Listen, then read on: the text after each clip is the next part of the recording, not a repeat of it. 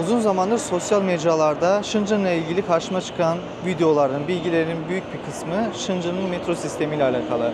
Şanghay'da yaşayan biri olarak gerçekten ilgimi çekti. Dedim acaba dünyanın en gelişmiş metro sistemi Şanghay'da. Shenzhen'in ne kadar farklı bir sistemi olabilir ki? Aslında buraya geldikten sonra fark ettim. Size şöyle göstereyim.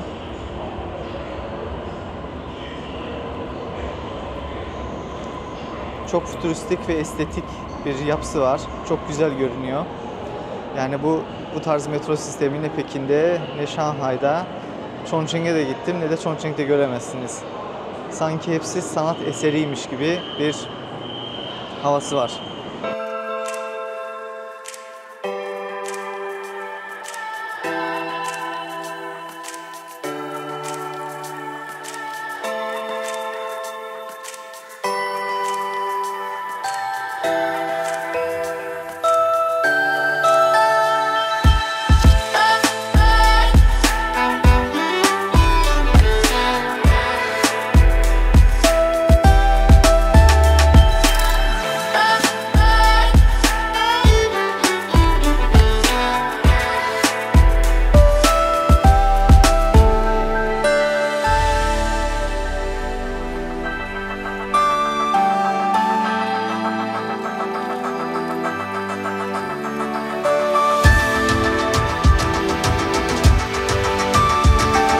Rayların üstünü tamamen kapatmışlar, sera gibi.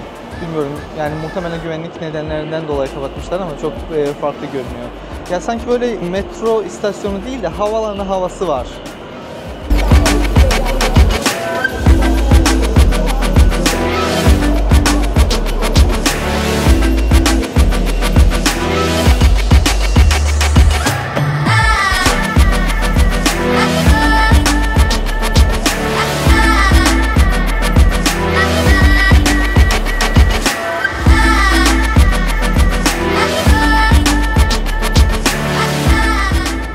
Başka duraklara da gideceğim. Bakalım onlar nasıl.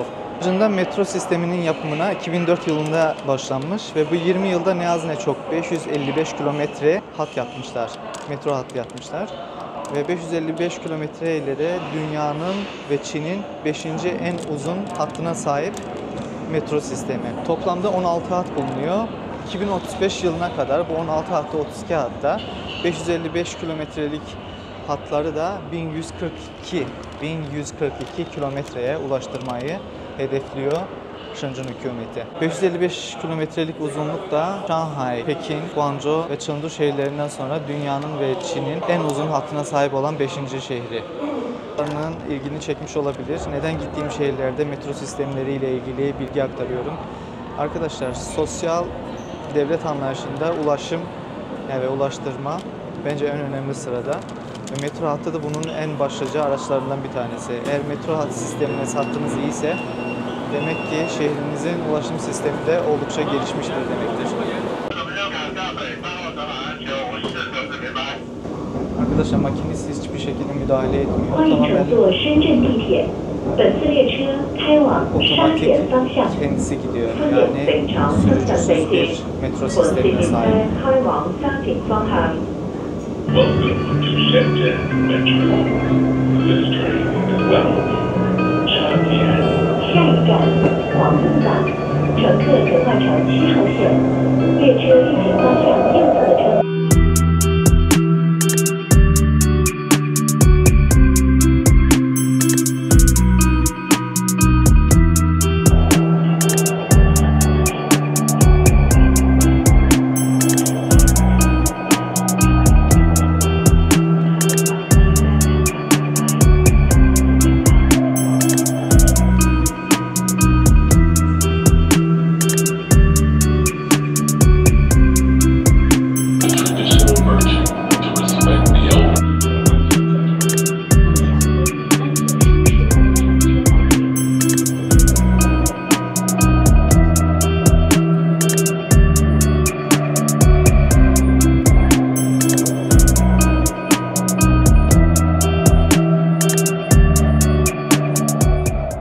metrolarda en çok sevdiğim şey biliyor musunuz ne?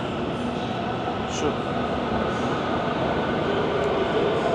hemen hemen her istasyonda mutlaka ve mutlaka var. Yani istisnasız. Ve çok temizler. Çünkü sürekli temizleyen birileri var. Bu arada Çin'de bu tuvalet konusu gerçekten çok önemli. Yani şehrin her tarafında neredeyse bir 500 metrede bir kilometrede bir kamuya açık lavabo bulabilirsiniz. Burada kamuya açık tuvaletler bedava, yani ücretsiz.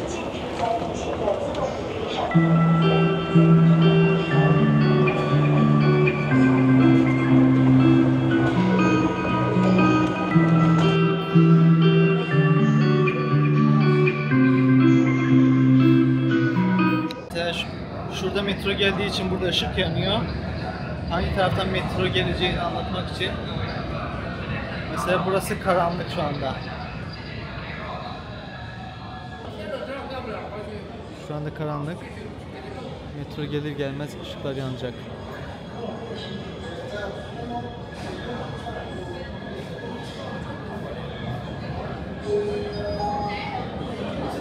Bu ışık metronun geldiğini gösteriyor.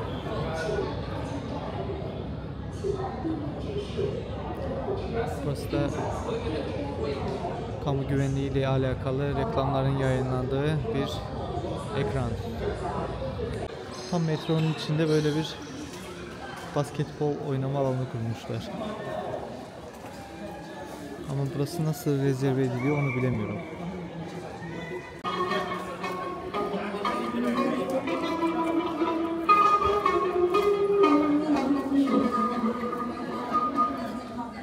Evet, Baidu şirketinin, Baidu App'inin Shenzhen'da gösterdiği böyle bir hizmet var. Sürücüsüz taksi diye. Hayatımda hep duyuyordum ama hayatımda ilk kez deneyeceğim. Yani Shenzhen'a gelmişken deneyimlemek istedim. Şöyle, WeChat üzerinden Lobo Kuai-pao anlamı da pancar hemen koş anlamını taşıyor. Mesela buraya gitmek istiyorum. Direkt çağır, taksiyi çağır diyor. Buradan çağırıyoruz. Şimdi sürücüsüz bekliyoruz. Umarım sürücüsüz taksi olacak. En azından deneyimlemiş oluruz. Şimdi taksiyi bekliyoruz. Muhtemelen 2-3 dakikaya varır buraya. Şu anda sırada bekliyoruz. Aslında 10 kişi sipariş vermiş. Buradan gözüküyor. Biz ikinciyiz. Normalde beklemem de işte denemek için bekliyoruz. 15 dakikadır bekliyoruz, yani bir de az değil. Normal taksiyi burada beklemezsin yani.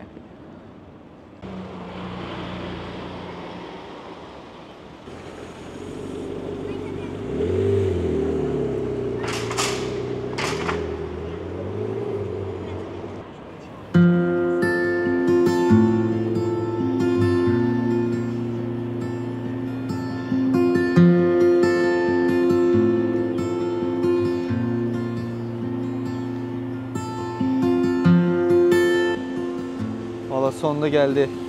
Aha şu.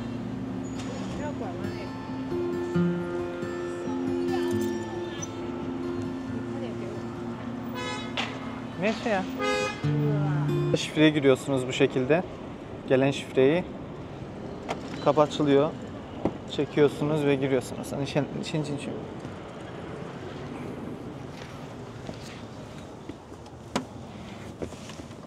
Anya. Buradan basıyorsunuz. Direkt hareket ediyor araç. Kemerleri takmanız lazım hareket etmesi için.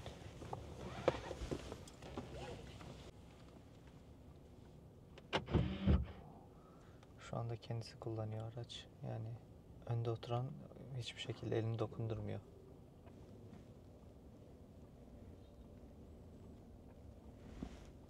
Şu ekrandaki kareler var ya, ilerideki araçları gösteriyor. Engelleri gösteriyor arabanın önündeki.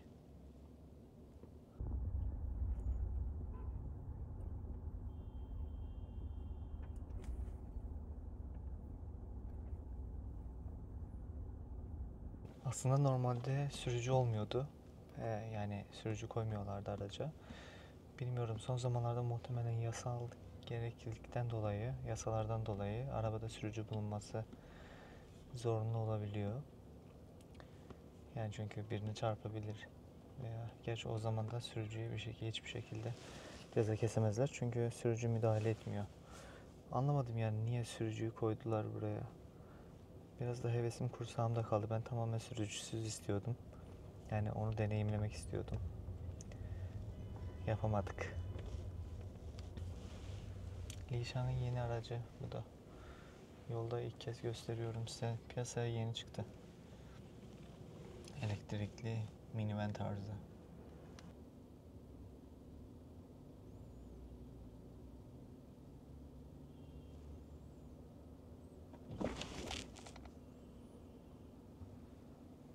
Yani farklı bir sistem, yani deneyimlemek iyi bir şey ama daha geliştirilmesi lazım. Daha çok geliştirilmesi lazım. Çünkü bazen çok ani frenler yapıyor. Mesela ileride yaya görüyorsa veya arada mesafe olmasına rağmen başka bir araç görüyorsa ani fren yapıyor. Biraz rahatsız edici. Onun dışında arabalara çok yol veriyor. Ya sen Çin'desin, girişken ol. O yüzden sıkıntılı. Yani sırf deneyimlemek için kullanın ama böyle şey için acil durumlarda bence kullanılmaz. Yani insan emeğinin yerini almak için 40 fırın ekmek yemesi lazım yani. Ekranda bazı özellikler var. Mesela burada haritayla yola bakabiliyorsunuz.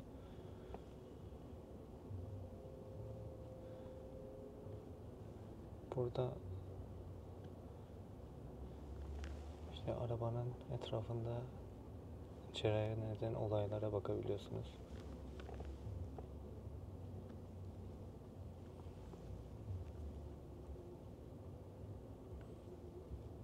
Müzik açabiliyor muyuz acaba?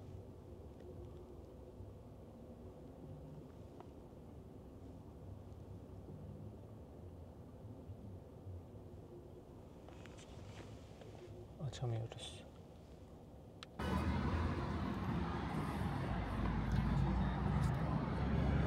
Aslında evet. Şu anda baktık. Herhangi bir ücret almadı. Yani ücretsiz getirmiş oldu bizi destinasyona. Şöyle değiştireyim kamerayı. Arkadaşlar şöyle söyleyeyim. Yani deneyim olarak iyiydi ama daha çok geliştirilmesi lazım. Ama işte hem tüm teknolojiler kullanılmaya başladığı zaman böyle gelişiyor. Kullandıkça ve müşterilerden geri dönüş aldıkça gelişiyor. Neyse burada bitirelim. Şıncı'nın başka bir bölgesine geçelim. Bu arada ücret almamasının sebebi müşterileri bu aracı deneyimlemek için teşvik etmek. Yani aslında ben bilmiyordum. Ben para ödemeye bile kabul etmiştim. Ücret almamakları iyi oldu. Bu arada bir kez çok ani bir fren yaptı. O çok kötüydü. Dedim Allah kaza yaptık. İlk deneyimde kaza yaptık diyecektim. Allah'tan hiçbir şey olmadı. Freni ani olabiliyor. Çünkü baksanıza mesela şu motorlara bakın, her taraftan çıkabiliyorlar. Şu skuterlar. O yüzden hani ani fren yapıyor. Çok ani fren yapıyor. Bunu bir şekilde muhtemelen geliştirirler diye düşünüyorum. Dostlar baksanıza, Şıncı'nda böyle bir kadın kıyafetleri satan, giysileri satan bir mağaza buldum ve ismi Masumiyet Müzesi. Zaten Masumiyet Müzesi'nin Orhan Pamuk'un bir kitabının, romanının ismi olduğunu da biliyorsunuzdur muhtemelen. İlginç. Aslında bu kitabı okumuştum ben. Acaba Füsun, o kitapta obraz olan Füsun buradaki kıyafetleri görse beğenir miydi diye düşünmedim değil.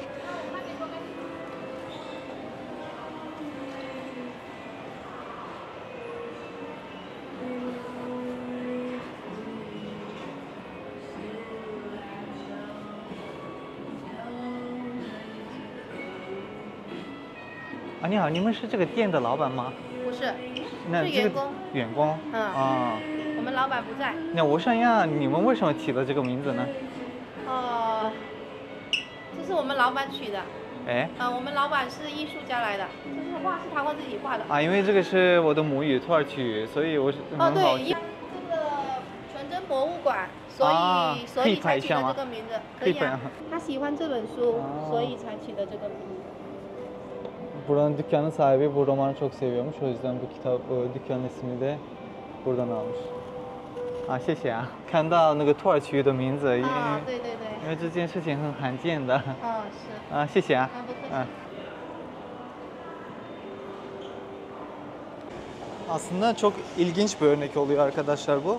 Yani kendi içimizde dışladığımız bazı değerler, yani ülke hudutları dışında bizi çok farklı ve güzel bir şekilde yani temsil edebiliyor. Ben mesela Orhan Pamuk'un romanlarını pek sevmem ama insan böyle görünce de biraz gururu okşamıyor değil. Yani güzel bir şey. Yani insanların Orhan Pamuk'un romanlarını okuması, beğenmesi ve Çin'de en ünlü Türkiye yazarı diyebilirim. Bu güzel bir şey. Çinli gençler oldukça çok seviyor Orhan Pamuk'un romanlarını.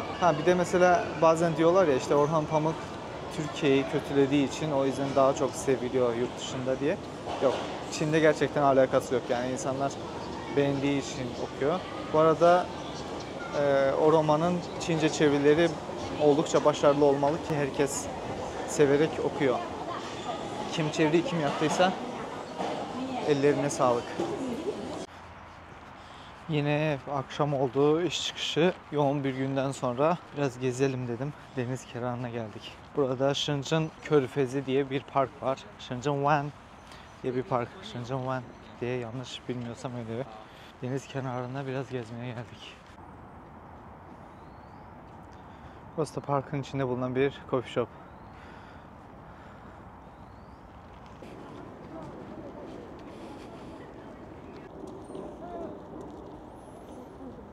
Burası nereye benziyor peki?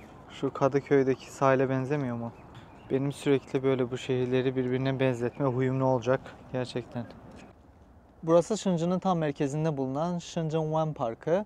Shenzhen Wan yani Shenzhen Körfezi. Şurası videonun başlarında muhtemelen izlemişsinizdir. 2 gün önce çıktığımız Nanshan Parkı, Nanshan Tepesi.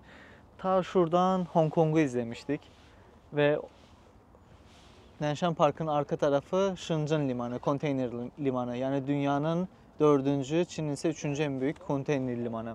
Şu köprü de Shenzhen Wan Köprüsü. Yani Shenzhen'la Hong Kong'u birbirine bağlayan köprü tam şu karşınızda. Işıklar görünüyor muhtemelen. Burası da arkadaşlar İnci Nehri. İnci Nehri Yangtze ve Sarı nehirlerinden sonra Çin'in 3. en büyük nehri, en uzun nehri. Su havzasına göre ise Yangtze Nehri'nden sonra Çin'in 2. en büyük nehri sayılıyor. Çin'in güney kısmında yani merkezi kısmından başlayarak Shenzhen'a kadar olan bu bölgede insan yerleşimini büyük ölçüde etkileyen nehirlerden bir tanesi. Aslında Hong Kong'un ve Shenzhen'ın oluşmasında en büyük rol oynayan nehir burası. Çünkü konteynerlerin taşınması için hem Çin dahilinde aynı zamanda okyanusu açıldığı için şu anda dünyanın en işlek limanlarının bulunduğu bölge diyebiliriz buraya. Demin size söyledim ya 5 gündür 6 gündür Shenzhen'dayım. Daha bir gün bile güneş yüzü görmedik burada. Ama sonunda bulutlar, siyah bulutlar çekildi ve ortaya kıpkırmızı sema çıktı. Gökyüzü. Yarından itibaren güneşli hava.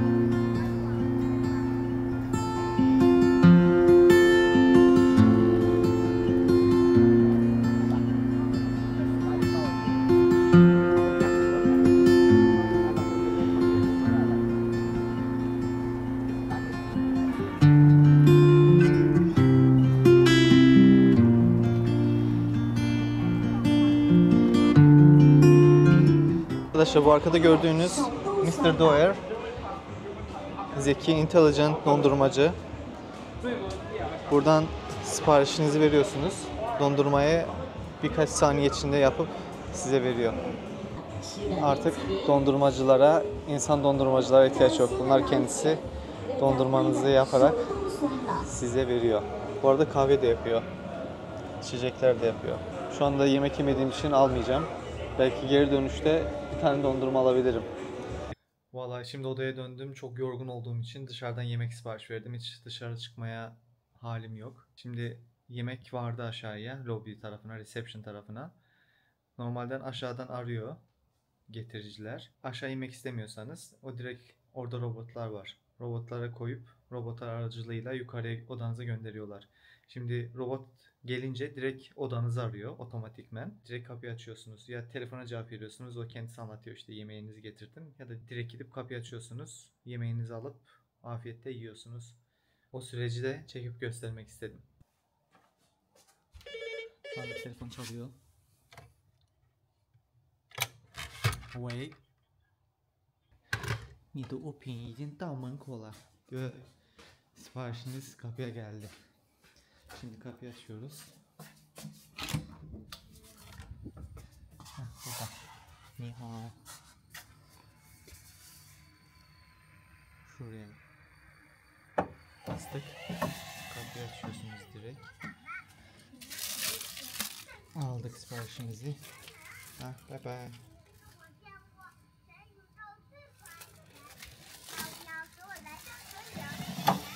Kapattık. Gidiyor kendisi.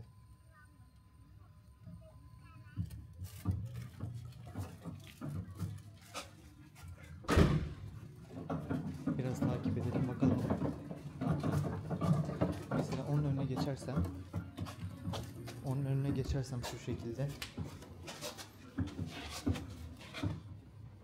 yolunu değiştirmeye çalışıyor bu şekilde böyle. Yolunu değiştirmeye çalışıyor ama yine de böyle en sonunda artık yolunu buluyor.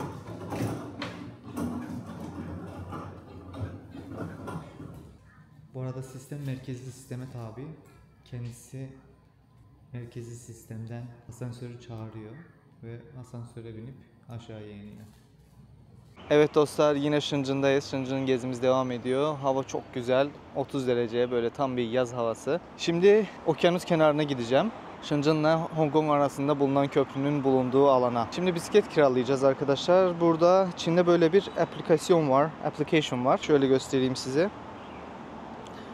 Alibaba'yı açıyoruz. Hiçbir şey yapmadan şöyle çevireyim. İnsanlar da burada çöplerini bırakmış. Direkt QR kodu tarıyorsunuz. Böyle bir harita çıkıyor. Nerelere gidip nerelere gitmeyeceğinizi size gösteriyor. Ondan sonra direkt kilidi aç diyorsunuz. Sesi duyunca kilit açılacak. Evet, kilit açıldı. Şimdi gezimize bisikletle devam edelim. Dostlar, bu Shenzhen'da gördüğüm neredeyse ilk bisiklet yolu diyebilirim gerçekten. Shenzhen çok kötü bisiklet yolları bakımından. Yani Shenzhen, Şanghay'la, Hong Kong'la, Pekin'le mukayese edilmeyecek kadar kötü. Shenzhen Belediyesi'ne duyurulur. Şehir yönetimi. Ve encam çek bu şehri. Ya çok kötü, gerçekten çok kötü. Biraz dışarı doğru gittiğin zaman yayalarla bisikletliler aynı yoldan gidiyorlar. Ve bir kaos var yolda. Yani sürekli arkanı kollaman gerekiyor, sürekli sağa sola bakıyorsun. Yani kötü. Şehir çok yeşil. Her taraf yemyeşil yani. Çünkü yaz aylarında çok fazla yağmur görüyor burası. Subtropik, yani alt tropik bir iklime sahip.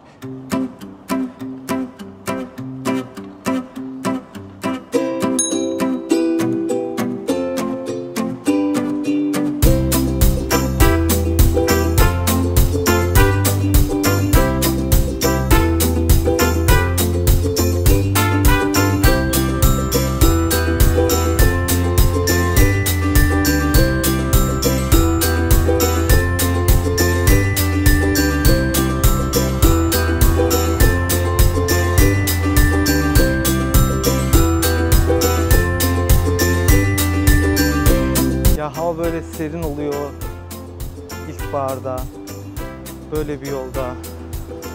Yani yolda çok vahim şam değil ama şehir içi için güzel. Bisiklet kullanmak gerçekten insanı çok rahatlatıyor. Bir de böyle 30 yaşlara geldiğimiz zaman spor yapmak lazım. Gerçekten. Yaşattıkça sporun ne kadar elzem bir şey olduğunu hissediyorsun. Yani bence sporu her dönemde hayatımızın merkezine koymamız lazım diye düşünüyorum. Siz Siz ne düşünüyorsunuz bu konuda? Diyorlar ya, siz mesela bir şey söylüyor, çok bilimsel bir şey diyor, siz ne düşünüyorsunuz bu konuda? Ya biz ne düşüneceğiz? Bizim alanımız değil ki.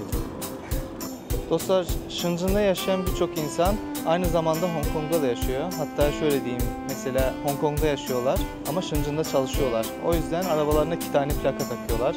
Hong Kong plakası sarı oluyor. Çin'de kullanmak için altına siyah bir Çin plakası takıyorlar. Yani aynı zamanda hem Shenzhen'da hem de Hong Kong'da ve Macao'da kullanabiliyorlar arabayı.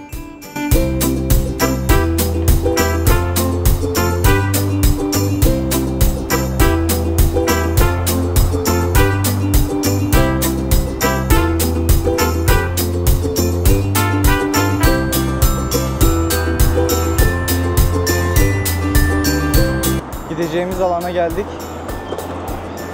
Mesela böyle ayrılmış bisiklet alanlarında bisikletinizi park ediyorsunuz. Böyle atmıyorsunuz yere. Yine application açıyorsunuz buradan. Şu maviye tıklıyorsunuz. Bisikleti geri iade etmek istiyorum. Birkaç saniye bekliyor ve sesi duyunca direkt evet iade etmiş olduk. Kocaman bir alan. Hafta sonu olduğu için herkes ailesiyle birlikte burada güzel zaman geçirmeye çalışıyor. Çadırlar kurulmuş. Uçurtmalar uçuruluyor. Çocuklar eğleniyor. Güzel bir hafta sonu. Benim de haftam çok yoğun geçti. Biraz işlerle ilgili bayağı zaman harcadık. Hafta sonunda gitmeden önce bir Shenzhen'ı biraz gezeyim dedim. 1-2 saatimiz var.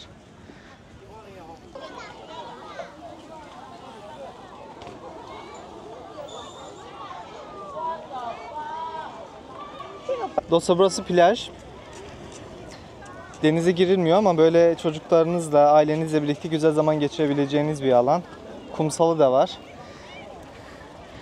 Ve tam şurada Hong Kong'a giden köprü. Şuna bakın.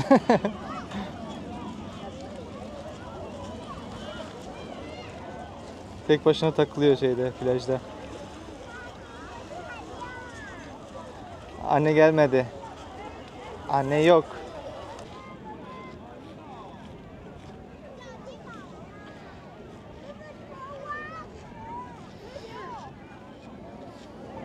Ayakkabıları çıkardık. Biraz ayaklarımız kuma değsin.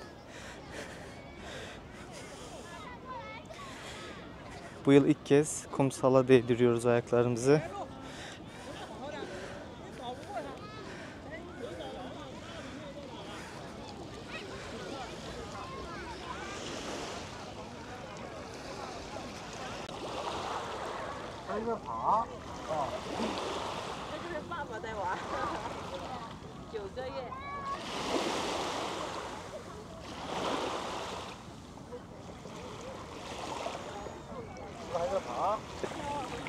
Dostlar, arabayla arkada bulunan şu köprüyle 10 dakika içerisinde Hong Kong'a varabilirsiniz. Çok yakın zaten.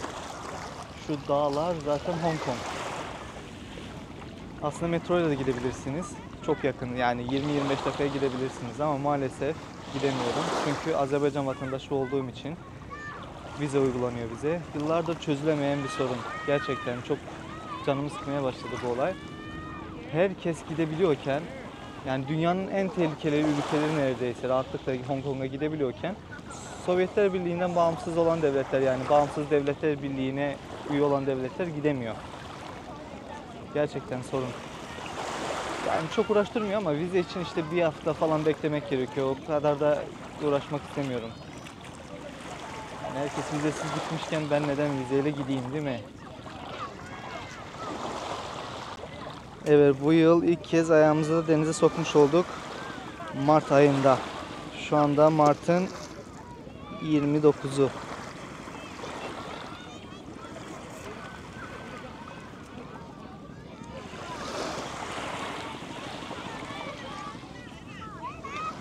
Dostlar, biraz yürüyüş yapalım. Biraz daha Şanghay'a dönmeden önce Shenzhen'la ilgili izlenimlerimi size aktarayım. Shenzhen gerçekten çok güzel bir şehir, çok gelişmiş bir şehir. Zaten bunu söylemeye gerek yok. Yani 20. yüzyılın sonuna 21. yüzyıla imzasını atmış bir şehir. Ekonomisini zaten söylemeye gerek yok. Yine ilk üçlükte. Şehir olarak gerçekten çok güzel. Sevmediğim yanı, ben tarihi çok severim. Tarihi şeyleri çok severim. O yüzden Shenzhen'a pek ısınamadım yani. Böyle tarihi olmadığı için böyle duygusal bağ kurabileceğim bir şey yok bu şehirde. Ama genel anlamda muazzam bir yer. Yani özellikle modern bir şey seviyorsanız, modern bir şehirde oturmak istiyorsanız burasını seçebilirsiniz. Diğer bir sıkıntı, zaten hep söylemişimdir. Muhtemelen bu videoda birkaç kez duymuşsunuzdur. Bisiklet ve elektrikli skuterlar için yollar berbat. Yani herkes aynı yolu kullanıyor. Yayalar ve bisikletliler. Bu benim için çok önemli. Eğer sizin için önemli değilse yine burada rahatlıkla yaşayabilirsiniz. İşte gördüğünüz gibi nehirler, okyanus, her şey var. Doğası muazzam. Yani her tarafta dağ var. Günlük hiking yapabileceğiniz, yürüyüş yapabileceğiniz birçok alan var. Yani bu kadar. Yani ben Shenzhen'ı sevdim. Yani yaşar mıyım? Yani Shenzhen'dan, Şanghay'dan buraya taşınmak istemem. Gerçekten yani zorunlu olmadığım sürece. Ya benim için Şanghay ilk numara. Ya ben genellikle Güneydoğu'yu daha çok seviyorum. Çin'in Güneydoğu'sunu daha çok seviyorum. Kendimi orada daha çok rahat hissediyorum. Çünkü muhtemelen Çin'e ilk geldiğimden itibaren orada yaşamamla alakalı bir şey. Yoksa herkesin zevkine göre şehir vardır Çin'de diye düşünüyorum. Shenzhen'da yaşayacaksam kış aylarında havasından dolayı yaşarım. Çünkü muazzam bir havası var. Gerçekten harika bir havası var. Yani kışın neredeyse kış olmuyor. Sadece Şubat ayında bir 15-16 dereceye iniyor. Ondan sonra o da bir hafta. Ondan sonra zaten 20-25 dereceleri buluyor kışın. Ama yazın işte yazın burada yaşanmaz yine öyle 35-36 derece ama acayip nem oranı var. Geçen Hong Kong ve Shenzhen bölgesinde nem oranı %100'lü. %100. Düşünsenize evin içinde böyle bir yere dokunuyorsunuz. Her taraf sırılsıklam. Muhtemelen videolarda izlemişsinizdir. Bu haberlerde görmüşsünüzdür bu olayı. O yüzden yazın gerçekten çok kötü olabiliyor. Evet, Hong Kong tam şu karşısı. Vize uygulaması olmasaydı şu anda oradaydım. Hong Kong'a çok gitmek istiyorum. Çünkü Hong Kong fotoğrafçılar için, videograflar için cennet. Yani şehrin fotojenikliği muazzam, anlatamam gerçekten. Ama işte gidemiyoruz.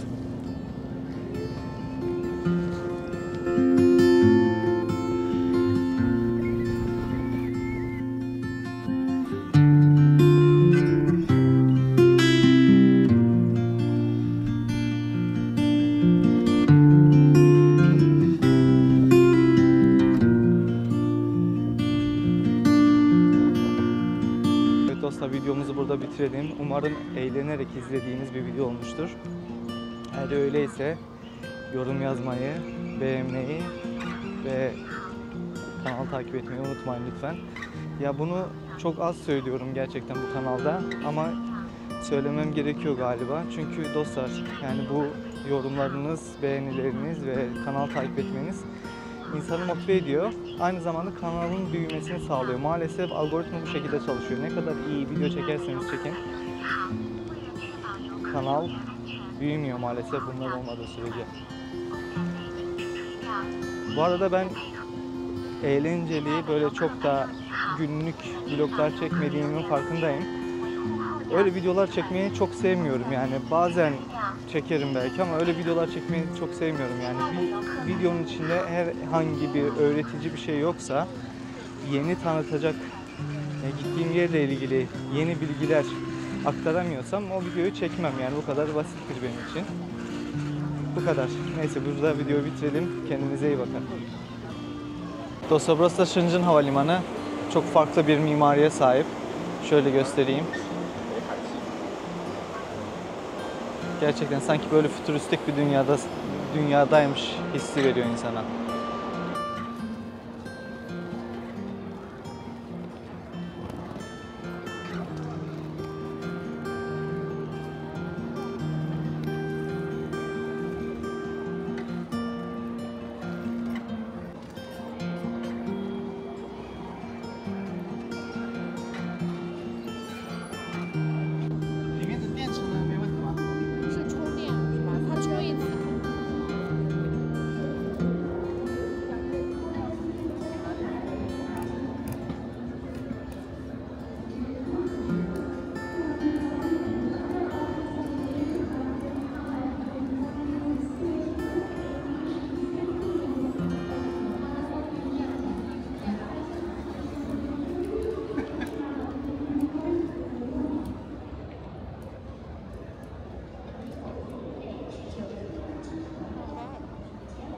多少钱呢？怎么卖呢？